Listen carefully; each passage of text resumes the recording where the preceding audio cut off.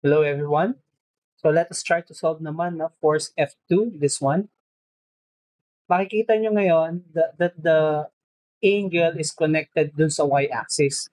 Kanina, ang angle is connected sa x-axis. Sa calculator natin, okay, ang basehan palagi, so please take note, no, ang basehan palagi ng angle is from here, dito sa x-axis.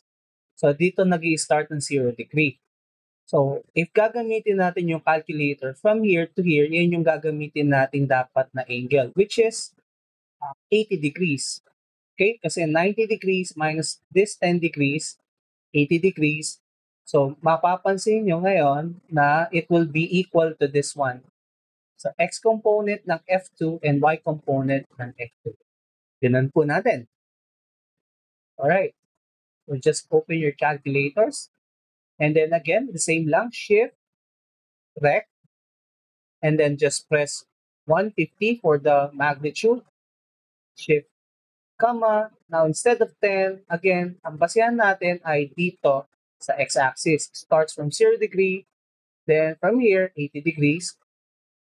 Just press 80, then close parenthesis, then equal. And then as you can see, the same ang lalabas. Sa x component, 26.05, and while sa y component, 147.72.